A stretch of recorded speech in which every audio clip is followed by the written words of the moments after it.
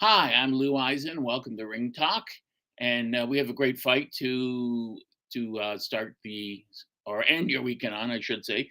May 24th, 1968, New York City, New York, Madison Square Garden. It's the World Light Heavyweight title fight between Dick Tiger and the World Light Heavyweight Champion. He held WBA, WBC titles, and the challenger Bob Foster. Now there was a big um, difference in height and reach. Foster was 6'3", Tiger was 6'8", or excuse me, 6'8".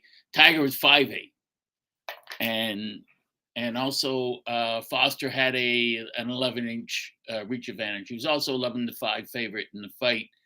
Um, Both men took circuitous routes to get to this particular bout. Dick Tiger was born in Nigeria and Amagbo, Nigeria, August 24th, 1929. It was known as the colony of Nigeria then. It was a British colony. And his total boxing record, he had 82 fights, 60 wins, 27 by knockout, 19 losses, and 3 draws. Dick Tiger was built like a Sherman tank, thick, huge thighs that were as big as other guys' waists, and also had a barrel chest, thick arms, and started boxing in Nigeria. And when you look at his early record, he fought guys, that were named Black Power, Super Black Power, Mr. Big Strong, Hurricane Wind, just odd names. So his early record is sketchy. He did well. As I said, his birth name was actually Richard Ohetu, and he fought. He was so aggressive when he fought that they said he fought like a tiger. So instead of an announcer trying to announce Ohetu, they just said Tiger, and then he took the name Dick Tiger. After fighting for a short time in Nigeria, he moved to Britain, where he didn't have good luck. He emigrated to Liverpool, and he lost a bunch of fights uh, when he first started out in Britain. And because of that, uh, he changed manager, and he got a much better manager. And he was a two-time undisputed world middleweight titleist, and he's one of those guys, Dick Taggart, that brought people out to the fights. He put asses in the seats. He helped save boxing in that sense, because people just would come out and pay a lot of money to see him.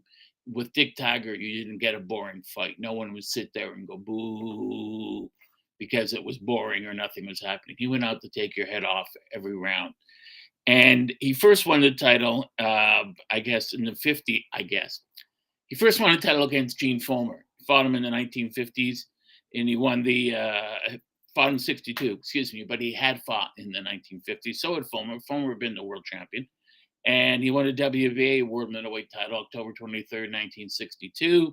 And then he won, after that, he lost it, and he won it again. And then after he won it again, he lost it to Emil Griffith, and he lost it to Joey Dello. And then he went up and fought Griffith. Griffith beat him, and then he went up to light heavyweight after that. But when he won, he beat a really good champion. October 23rd, 1962, he beat Jose Torres, who was trained by Customato. And Customato trained Mike Tyson and Floyd Patterson and many other fighters.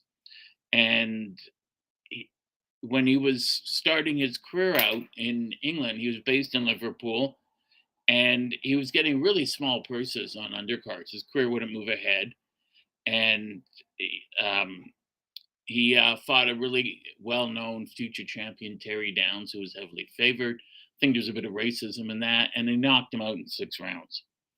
So his new management saw that they got him a great trainer, and they corrected some of his errors. He would leap in at times with punches, and that would expose his chin. So the new trainer, new management, they fixed everything, and it really took off for him when he moved into the United States. He won, uh, after he started, about 4 or 5 years in, still in Britain. He won the British middleweight title, and he also took 17 of 19 fights in the year that he won that. So he was managed by Jersey Jones, an independent, and then he came to America, as he said, to face adversity in a whole new way. Um, he resisted the influence of his manager of Madison Square Garden, and brokered deals for Tiger all by himself. So rather than getting in with them, it was a stupid move because it cost Tiger a lot of money, and he was fighting in Edmonton, which is a great city of champions, but it's not a boxing city, and he was fighting for small money, and he lost a really questionable decision for the Empire middleweight title to Wilf Greaves, and it was a fight that Tiger won without a doubt. But the ironic thing, of course, is Canadian boxing judges now, try to bend over backwards to help a Canadian fighter win. And back then they didn't. But this was the exception, and Wilf Greaves won. Wilf Greaves was a great fighter. If you don't know Wilf Greaves, look him up. One of Canada's greatest fighters. Um, what happened with the Wilf Greaves fight? It was called the draw, and then the judges met, and because the manager of Tiger Jones demanded a recount, and then they said they'd made a mistake, and they changed it to a win for Greaves. And if you see the fight, Tiger dominates the fight from first to last. And Tiger never argued things like that. He was very honest, but in the long run, it cost him.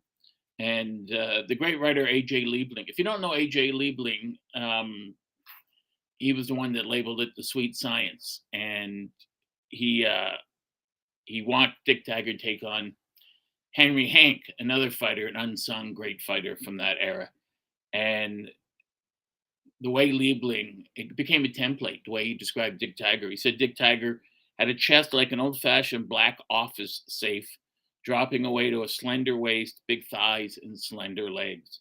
He boxed classically, his arms tight against his sides. He would box like this from a crouch. And at the beginning of each punch, he would throw straight punches from the shoulder, and he was methodical with his shots. He knew where to place them, and he was sort of like Arthur Beterbiev, threw the shots in short arcs. They didn't travel much distance, 4 inches, 3 inches, but boy, when they landed, they had a lot of impact. And Gene Fulmer was a guy who was like one of my favorite fighters I was lucky enough to meet. Fulmer was built like a Sherman tank. He was a heavyweight in a middleweight's body. And to have a guy like that and challenge him for the title, I mean, Fulmer had a lot of wear and tear, but still, that's a tough fight. And he said Tiger was a tough guy. I went to Nigeria to fight him, and I don't know what happened. He just beat me, and he beat me bad. And he said, didn't matter if my mom or dad was a referee, I couldn't have won one round from Tiger in Nigeria because he was so strong and so dominating. Fighters like to take time off in the ring.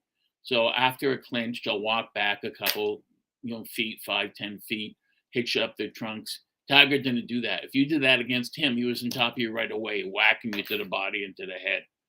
And so Tiger didn't have a lot of knockouts. He's more of a distance fighter. And he was very frustrated because he lost the title to Joey Giardello. And, there's a return clause.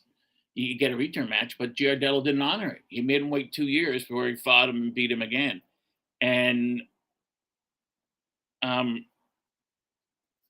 he said, if I'd come to America and met Giardello and his kind of people first, I would have gone home because this is not how you treat people. He said, you can't sign a contract for a certain date to fight and then just decide not to honor it. So Tiger wanted to trade punches with him, and Giardello was more of a stick and move boxer. And Giardello apparently said to Howard Cosell, I wouldn't trade stamps with him, let alone punches. So, he was a solid guy. He was a decent guy. I'm not saying he was smart, but he didn't put on airs. And he had to face the incomparable Bob Foster. Foster was 6'3", and he was just a magnificent light heavyweight. You can go on YouTube and look at Bob Foster. Foster's interesting because When you look at him, he's a big, slender guy, and his management early on incorrectly tried to get him into the heavyweight division. And the reason for that was there's more money in the heavyweight as a light heavyweight. Foster couldn't fight heavyweight. At 6'3", 175 pounds was his maximum. So he had to go up to 185, 190, and that just wasn't good enough. He lost to Doug Jones, who George Chuvalo knocked out and Ali beat, but Jones came close to beating a young Cassius Clay when they fought. But the thing with that was Foster was the bigger man, but Jones, who himself had been a light heavyweight, had come up in weight, and he was just physically too big for a guy like Foster. Foster got knocked out by Joe Frazier. He got stopped by Ernie Terrell, who was 6'6", and he also got stopped by Muhammad Ali. He periodically, after he won the light heavyweight title, would go up and fight various heavyweights, but his luck never changed. He wasn't physically strong enough to deal with a heavyweight punch. But I'm telling you, when you saw him fight someone like Mike Corey, Jerry Corey's younger brother, and he hit him with a left hook, Corey was out for 30 minutes. And people, when I watched that fight, I thought he'd killed him. And most people thought he killed him. Like, the announcers weren't even talking. It was the most devastating knockout I've ever seen. He just fell on his back, his arms splayed by his side, and he was out, and they're giving the smelling salts, and they're turning his head, and nothing. And they had doctors working on him for a long time, and finally he came around. But he was never the same again, in or out of the ring. Bob Foster at light heavyweight was a devastating puncher, and very few people could withstand what he could do. He was born, Bob Foster, in Texas, but moved to Albuquerque, and Albuquerque became his home. What's interesting about that, of course, is with Albuquerque as home, years later, he became a sheriff. He was a deputy sheriff originally, but he was the sheriff down there in Albuquerque. And George Chuvalo, one of his sons, I think Mitch, was driving there, and he pulled him over. And I don't know if it was for speeding, but for some infraction. And Foster asked to see his driver's license, and he showed it to him in the wallet. And he said, "Chuvalo, do you know George? It's my dad." And so Foster was so kind. He called him, went back to the station and said, "I have your son Mitch here." And George was worried. He said, No. He was just, I think he said he was just speeding a bit, but I'm not going to give him a ticket. I just want to let you know he was all right. And that's the kind of guy he was. He had a very deep voice, like James Earl Jones. And as I said, 6'3", born April 27th, 1942 in Borger, Texas. And, 13 years younger than Dick Taggart, who was August 14th, 1929. And Foster, went through the light heavyweight division. He just started to flatten people like it was no one's business. So he fought in the Air Force. He won Air Force tournaments. He won the AAU. He won the Pan American Games. And he won the Golden Gloves. And he started his professional career on March 27th, 1961. Knocked out a guy named Duke Williams in Washington, D.C. In 2 rounds. He also had bad management. It's hard to understate how critical good management is and guide you all the way. Angel Dundee's fighters had good management through him and his brother Chris, and that's very important to get the right fights at the right time. You fight someone who's a bit better than you, but you can beat him, but you can also learn from him. This didn't happen. So Foster went around fighting in different places, Eastern United States, Eastern Canada, and he wasn't making much money. He was earning the short end money and working his butt off. And then his first loss came against Doug Jones in 4 rounds when his manager thought, yeah, we'll take the money grab and go up, not realizing that, Foster was doing well as a light heavy, leave him alone. But the manager didn't care about his welfare. Foster, when he fought in the amateurs, was actually a middleweight, but because of his size, he kept putting on weight. And he went back to the States, changed management, and he started to get these quick knockouts. Foster was an orthodox fighter, but he had one of the best left hooks I've ever seen. And in 1964, he made a mistake because he went up to heavyweight again and fought Ernie Terrell, who was 6'6", 240, and Terrell just decimated him. And then he had 3 more knockout wins at light heavyweight. And he beat a lot of good guys. Don Quinn, he beat in the first round. But the big one was when he knocked out Henry Hang. Henry Hang's one of those unsung heroes in boxing. He didn't win a title, but was always in the top, ranked in the top 2, 3 all the time. Always a tough fighter, sort of a gatekeeper. 1965 comes along. He wins 4 fights, loses 1, beats Hank again, but loses to Zora Foley, another heavyweight by decision. Foley lost to Ali and to Liston. So these guys, these heavyweights, he just can't compete. He doesn't have the poundage on his body, the armor to take these kind of shots from how big the heavyweights are. His punch, he can hit.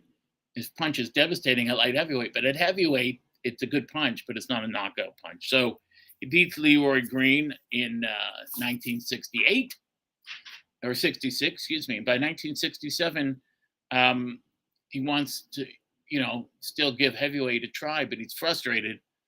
And the ring ratings come out, and he's ranked number 1 at light heavyweight. So he figures, why not concentrate on this? There's so much more money at heavyweight,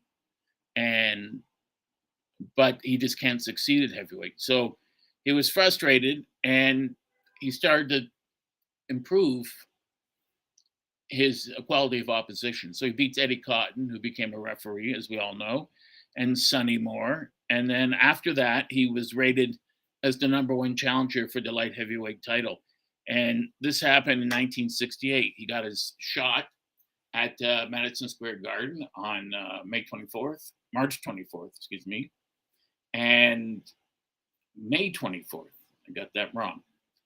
And he fights Dick Tiger. And the disparity in weight, and not necessarily in weight, but height. The disparity in height is so dramatic.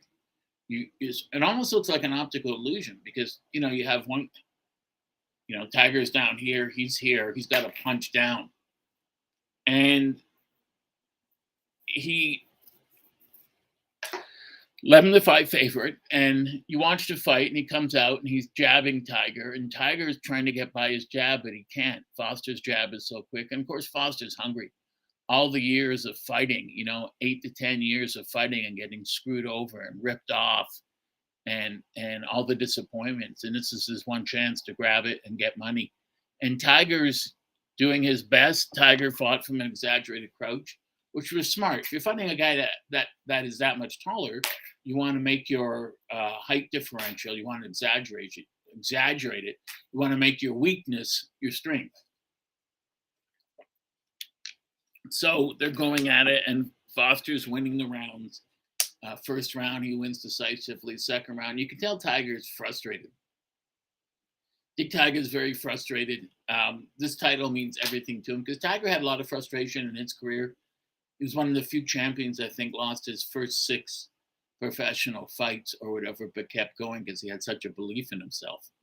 And he took on all comers,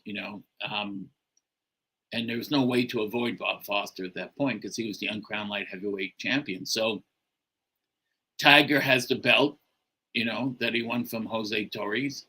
And Jose Torres won it from Angelo Dundee's fighter, Willie Pastrana, who won it from Harold Johnson. And, these were all great fights. And they're fighting. And second round, third round goes to Foster. And it's such a dramatic thing because you can see it in color on YouTube where, Tiger's bobbing and weaving and trying to get Foster to commit so he can counter him. And he ducks. And as he comes up, Foster clocks him with the left hand. It's the only time in Dick Tiger's career of almost 70 fights that he got knocked out cold. He's flattened on the canvas. His head, it still shakes me up. His head makes a huge thud when it hits the canvas. Bang. And then he lifts his head up a bit, and then he's back. He's out. He can't move. And he needed medical attention. And Bob Foster is going crazy. But it just seemed like an odd thing to me to watch because of the disparity in height and reach. It almost seemed like a grown man punishing his son. But it was a dramatic knockout. It's one of the most dramatic knockouts I've ever seen. And Foster reached the mountaintop. He achieved his goal. Dick Tiger, at that point, unfortunately, didn't have many years to live. Dick Tiger, as I said, is from Nigeria. And Nigeria was going through a civil war where a part of Nigeria named Biafra wanted to separate. So he fought on, but he went back and fought in Nigeria. And then he came back to the States to fight a bit, went back to Nigeria, to Biafra in the Civil War, and he disappeared. And we don't know what happened to him. We know that he died at the age of 42, December 14th, 1971, in Aba, a colony of Nigeria. And it's sad. They found out later that he died from cancer. He'd known he'd had cancer for a long time, but he didn't tell anyone. He didn't want people to feel sorry for him and treat him differently. You know, his record, he had 82 fights, 60 wins, 27 knockouts, 19 losses, and 3 draws. And a lot of those losses, I would say a good 8, 9 of them at least, were how would I say, suspicious. You know, fights that were close, but because he didn't have the power in his corner to make the judges honest, he didn't get the decision. Foster went on. You know, they had a common opponent, Frankie DePaula. Frankie DePaula, there's a book out on him. He's an interesting guy. He was a full-time mobster, a gangster who killed people, but he was also a light heavyweight. And so Tiger beat him, and he challenged Foster for the world heavyweight, or for the world light heavyweight title. Now, the interesting thing is Foster wins the title, and then he beats Charlie Polite by a knockout, and then he beats another fighter named Vic, and then he Roger Rouse, and who was a well-known fighter back then. He beats them all by knockout. Tiger's getting knockouts in every fight now. He's going for it. So in '69, he fights a guy named Frankie DePaula, and they're not in the same class in terms of skill. I mean, Foster is an all-time great, and DePaula isn't. But somehow, as happens in boxing from time to time, the stars aligned, and DePaula knocked Foster down. And all 16,000 people at Madison Square Garden stood up and gasped at the same time. This can't happen. I mean, DePaula was a man of the people. The people loved him. You know, he was a people's fighter. They always cheered him. And Foster gets up. You know, they wipe his gloves off, moves his head around. You could see his whole physical chemistry changing, walks over, and bang! Quick left hook, and DePaula is out cold. And sometimes it's better to let the Tiger keep sleeping, because if you wake him up, you're going to pay a fearful price. And that's exactly what happened to Frankie DePaula. It's a fascinating story, but he just dropped him and destroyed him. He knocked out Andy Kendall in 1969, and he closed in 1960s, went into the 70s with 2 more knockouts. So Foster, I remember watching him, and I was born in 1960, so I grew up watching Bob Foster, and his voice always scared me because it was such a deep bass voice. After he wins the light heavyweight title, he has 2 more trips he wants to make to the heavyweight division, and now he gets more money. He gets more money because he's the world light heavyweight champion. He's not just a light heavyweight going up, so they got to pay him more money. He easily beats Lee Wallace, excuse me. Lou Wallace wrote Ben-Hur. Lee Wallace, he beat him in 6 rounds by a knockout. Wallace was a fringe contender, always in and around the top 15 or 20, but never really breaking any higher than that. And then he defends the title against Roger Rouse, and he was upset because Roger Rouse made comments about Foster before the fight, which weren't particularly kind. And he knocked Foster out in 1 round, or Roger Rouse. Foster was not a guy you wanted to piss off. You don't want to get on his bad side, because a lot of fighters, when they get angry, they don't fight well. Foster fought better when he was angry.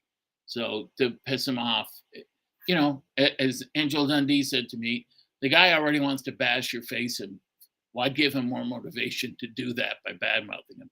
Just doesn't make sense. And, he beats a guy named Mark Tessman in 10 rounds, and then he makes the mistake He's got a challenge for the title, and he figures maybe lightning will strike twice because I'm 6'3", Joe Frazier is 5'11" at most, but Frazier was a born heavyweight. He was heavy set, 210, and he could really punch. Frazier's one of the all-time greats, best left hook maybe in the history of the sport. And Foster fights him, and he hangs in there the first round. But Frazier's just finding the range. He's throwing left hooks, and they're just missing. And I remember, the announcer saying, well, Foster better be careful because despite the height difference, Frazier's coming awfully close. Frazier had no respect for Foster's power because his attitude was he's a light heavyweight. I'll let him hit me with his best shot. I'm not going anywhere. And in the second round, he catches Foster with a left hook, and bye-bye Bob Foster. That was it. And Foster, it's frustrating because after that, he defeats a guy named Hal Carroll by knockout in 4 rounds. And then the Alphabet Boys started to get greedy and wanted more money for each title defense. And Foster was saying to them, you can't do this. I agree to pay you this much to defend your belt. And now you come back with just before the fight and say, now we want double or triple.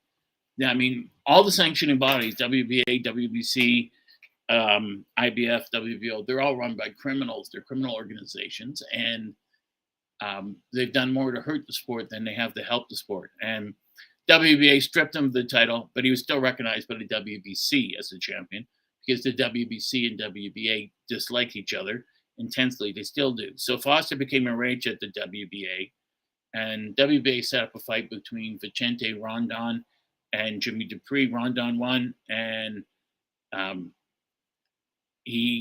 Foster said, okay, you want to give it to him? I'll fight him. And Foster, in a row, beats Ray Anderson, Tommy Hicks, and Brian Kelly. And then he meets Rondon and the unification bout. And he's 1972, April 7th. It's in Miami. And boy, Foster enters the ring with the look of a man that was about to execute another man. He was just determined, focused, lasered in, and he goes out and he's just pummeling Rondon in the first round. Second round comes, and when you're not really supposed to technically go for a knockout in boxing, because if you do, you're taking a risk and you're going to get hurt. But Foster was smart. He was a smart boxer. He started everything with his left jab because it opened up his body and allowed him to come over the top with the straight right hand. And he comes after Rondon in the second round, and he's trying to decapitate him. And he catches him with a shot, and Rondon is out. I mean, out. And Foster probably enjoyed this victory almost as much as winning the light heavyweight title first time from Dick Tiger. So Foster goes on, and he keeps fighting, and the fight comes up on November 21st, 1972. It's when Muhammad Ali was fighting Jerry Quarry, and Quarry is watching his brother Mike fight him, and wow, Quarry's hanging in there. I remember the broadcast where the broadcasters are saying Quarry's doing better than we thought he would. Quarry is hanging in there with Bob Foster. No one thought he would go this far. And in the fourth round, he caught him with that, fight-ending lights out left hook. And Quarry, like I said before, I thought Quarry was dead. I really thought he was dead. I mean, he hit the canvas, bang, and no one moved. Foster thought he was dead. Foster didn't leave the ring. He just stood in his corner staring at him. And there's a great photo of Foster walking away seconds later, just looking back at him. But thankfully, Quarry got up and he was fine. And that bout was amazing. But it was also special because it was the late, great Mills Lane's first bout as a referee. And he said from that bout to the end of his career, he never saw a knockout like that. And he refereed for a long time. And he fought again in 1973 against a guy named Pierre Fourie. He made a mistake of fighting in South Africa, and people got really upset about it. And he did it because he was black, and Pierre Fourie was white. And he beat him the first time around, and in the rematch in South Africa, he defeated him again on points. So he was starting to slip by this time. He'd been boxing since 1959 professionally. So this is 13 years into his career, and there's a lot of wear and tear. Boxers' stamina and strength and the length of his career aren't infinite, not by any means. You only have so much before your body says that's enough. There are rarities like Archie Moore, who, because of racism, was denied a shot at the light heavyweight title for a long time, and still kept on, but he kept himself in phenomenal shape in and out of the ring. George Foreman is another example because he could hit harder than a Mack truck, and Bernard Hopkins. But that's only three in the 23-year history of modern boxing. That's the only three guys who fought Father Time to a standstill.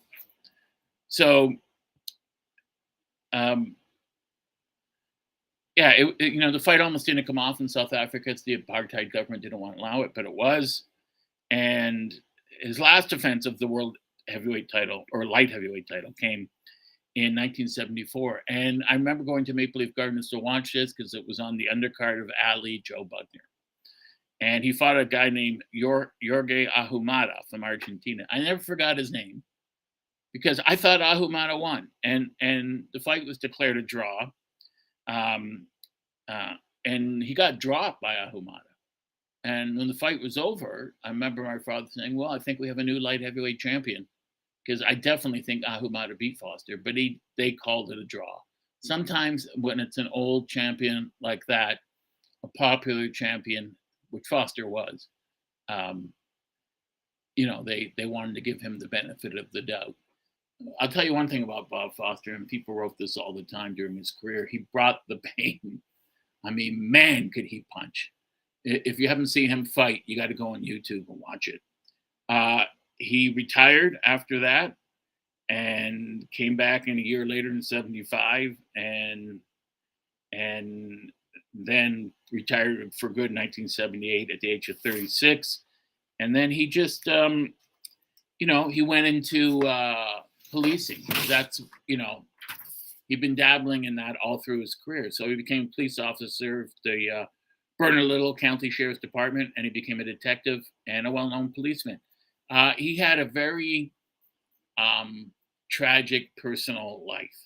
His first wife, he had 4 children, married a lady named Pearl, divorced, and then he married a lady named Sue. They had a child named Nelson, and then he married Patricia Saez in 82.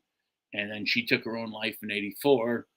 And then Foster got married a 4th time to a lady named Rosetta Benjamin.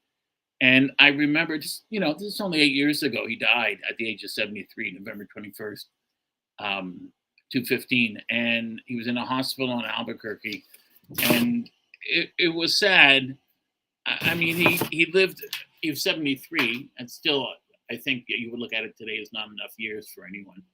But in the time I'd gotten to meet him a couple of times, he just, he's just a real gentleman, just a kind person who treated everyone well. And except for his physique and his nose, which is like most boxers' noses, and his calloused hands, you wouldn't know that he was a boxer because of his manner. He had 65 fights, 56 wins, 8 losses. Of his 65 fights, 46 were knockouts. This is a man who was devastating when you got in close. And he was the first, and I think only person, to cut Muhammad Ali. Ali beat him, but he cut him over Ali's left eye. And that in itself was a victory for him because no one had ever done that before. But when Ali went back to the corner, Angel Dundee said, "Stop playing with this guy. Go out, get rid of him." And Ali did. Ali said, "I'm the much bigger man and physically stronger." And, Ali made that distinction between the 60s and the 70s. In the 60s, I could win with my speed, with my feet and my hands. In the 70s, I had to knock people out because the speed was gone. Bob Foster and Dick Taggart fought a great fight. As I said, it only lasted 4 rounds. But when you watch that knockout, you just get such a rise. It's exhilarating. Not for Dick Taggart, of course. But it was, as Gene Fulmer said when he got knocked out by Sugar Ray Robinson, it's the painless way to go. Because it's the punches you don't see that get you out of there. And Tiger, his head, he wasn't looking at the left hand. He was ducking, and as he came up straight to back out of of in close, he was backing out. You always back out with your hands up in a crouch. He backed out straight up, which is actually a European way to fight, and that's what they do a lot in Europe. And he fought in Europe a long time, but Foster was waiting for it and caught him with the left hand and ended it. And he fell in sections. He hit his head like a tetherball. His knees went, and then his midsection, then his chest, and then his head. And the thud, like when you hear something dropped off a building. And Foster was the kind of guy, as I said before, and it's happened with Dick Tiger and Corey, but a lot of other fighters. When he knocked you out, there was always a fear that he could end someone's life. It's almost remarkable that Bob Foster didn't kill anyone in the ring, given his tremendous punching power. But people don't know the backstories. You get a guy like Foster and Tiger, and you see them fighting at the elite level for a long time, and you think, well, they made tons of money. Not true. They didn't make tons of money. And Tiger had a big family back in Nigeria had to support and was giving money to Biafra for the Civil War to his friends there. So my friend Ron Lipton, who's a great referee and a real mensch, and he knew Dick Tiger well, and he had nothing but great things to say about him. He said he was just such a gentleman. Dick Tiger was the kind of guy, when he was living in New York, he might say to Ron, let's go out for breakfast. Or, it's 1:00. You know what? I'm going to go out and get an afternoon paper. Okay, I'll meet you and we'll go for a coffee. And Tiger would have a suit and tie and an overcoat on and a bowler hat. And Ron would say, why are you dressing up, champ, for getting a newspaper? He said, well, I'm a world champion. I have to look dignified. I have to look respectful. That's what I have to present to the world. It's disrespectful to treat other people if I was to dress sloppily. They expect to see a world champion dressed well, and so I dressed well. My own father was like that. That was quite a common ethos back then. So, and Foster is more of a cowboy, with the cowboy hat and the jeans and that. Now you're saying it doesn't really matter what they wear, but it shows you their temperaments. Tiger was always deadly serious. Foster was serious in the ring, but very casual outside of it. Most boxers, when they're outside of the ring, they like to forget it and enjoy their time off before they have to get back into the ring, because the rigors of the fight game mentally are as tough as they are physically. It's sad that we lost Tiger when we did at a young age, but I don't think his body was ever recovered either. He's in the International Boxing Hall of Fame, as is Bob Foster. And Foster is another one of those guys that when I met him, I thought, I can't see anyone beating this guy. I mean, look how physically big he is. But he was tall, but he wasn't physically big in the way that George Foreman physically big, or Lennox Lewis. Lanky arms, but tremendous balance, tremendous leverage, and could hurt you with both hands. But orthodox fighter with a great left hook. And Tiger was one of the most determined fighters ever to walk in the face of this earth. And as he was upset when he wasn't treated well. He treated people with dignity, and he just thought it was so rude when people would say nasty things about him before a fight, because he would look at his opponent and say, I don't hate you. You're not my enemy. This is just a professional sporting contest. That's all. I have nothing against you or your family. I'm trying to earn money for my family. You're trying to earn money for your family. No reason to say nasty things about me or insult me. And of course, the fighters he would say that to felt really ashamed, because he was right. He didn't hate anyone.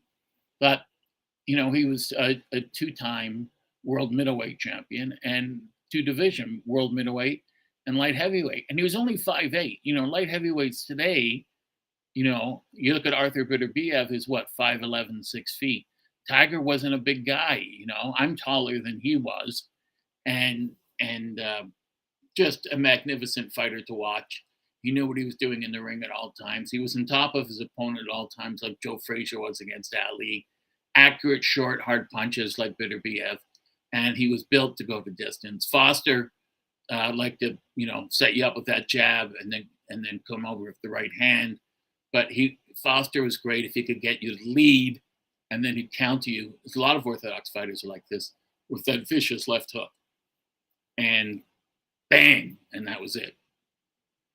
That is this edition of Ring Talk. That was a fight between Bob Foster and Dick Taggart, where Foster won the undisputed world light heavyweight title. And I think next to Archie Moore, you would have to say Foster's the greatest light heavyweight champion of all time, just based on his punching power and his longevity in the ring. I'm Lou Eisen. That's Ring Talk for this Sunday. Hope you enjoyed it. We'll see you again next week, and enjoy your week. Bye-bye.